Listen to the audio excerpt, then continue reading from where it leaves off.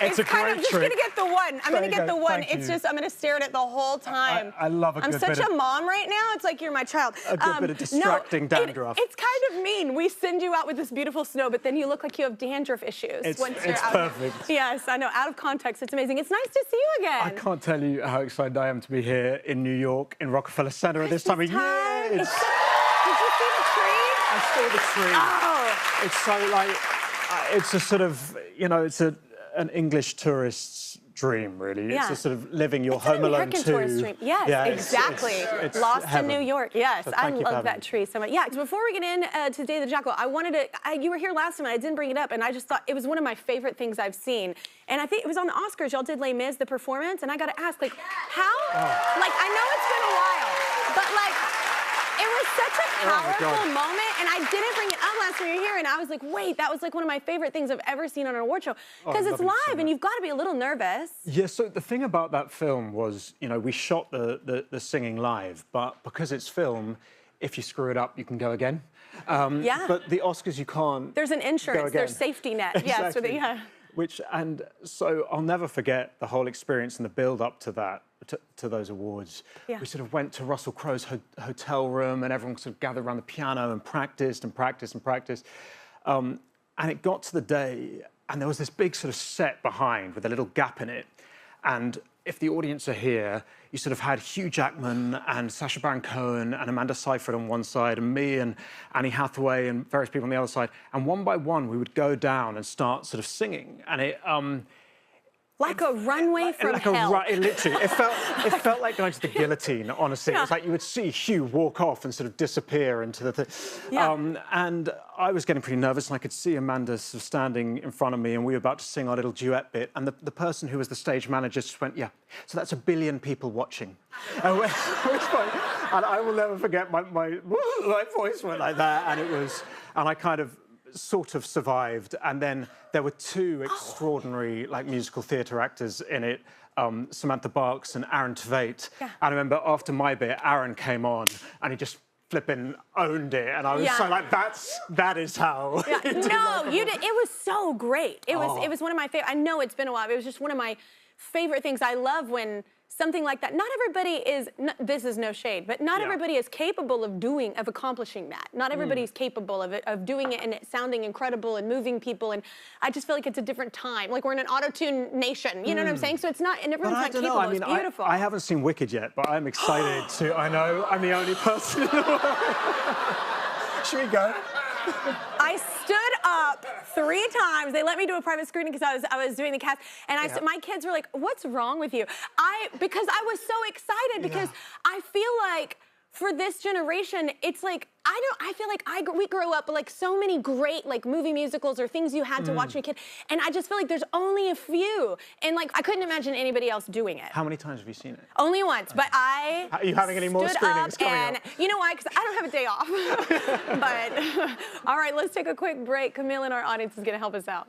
Hi, Kelly and Eddie. Eddie might be a master of disguise in the Day of the Jackal, but I'm one in real life. That's because I'm a hair and makeup artist for TV and film. I love my job, especially transforming people into completely different characters. Shout out to all the hair and makeup artists whose creativity we all enjoy. Yes. And more with Kelly and Eddie after the break. All right, we are back with Eddie Redmayne. Give it up, y'all. His new Golden Globe nominated series is called The Day of the Jackal. It's available now on Peacock. You play an assassin, which is so cool. Do you feel cool? Do you know, I do feel cool. I would feel so cool. It's like it's an actor's dream to get to be a badass. Exactly. Yes.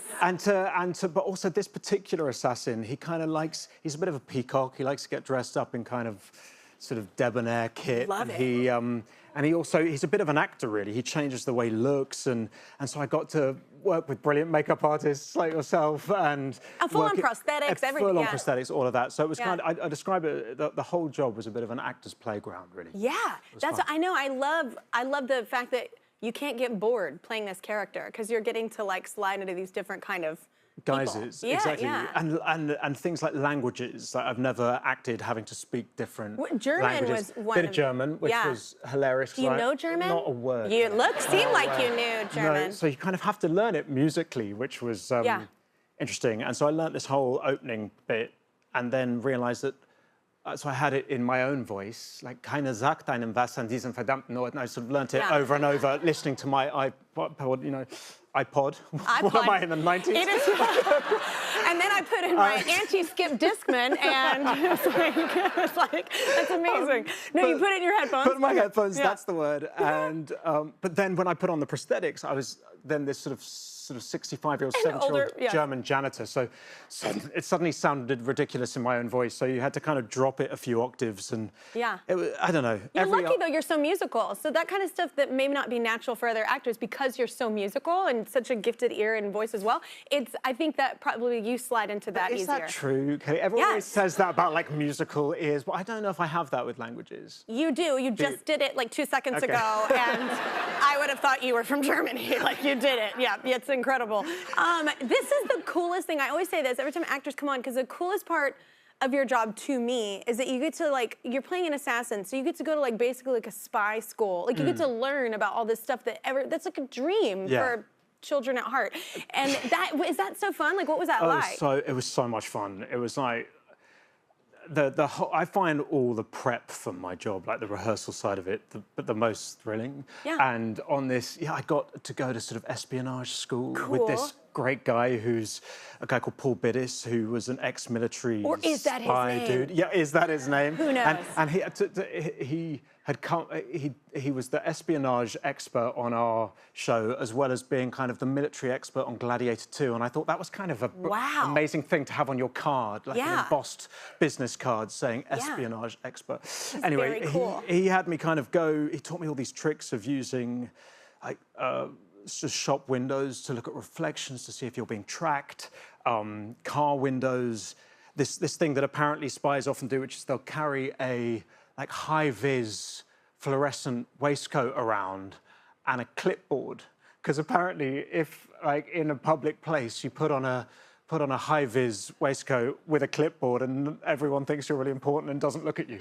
I'm going to get a ticket somehow out of this, whoever this person is, So these are the random miscellany that you learn from playing Spies. Yeah, you're so cool. None of which is useful. But would you wait, after going through the school or whatever, talking to him, do you think you'd make a good spy? No, I think Kelly. you would. Oh. I love you for saying that, but I think you I can't. You're that good of an actor. I'm a crap liar.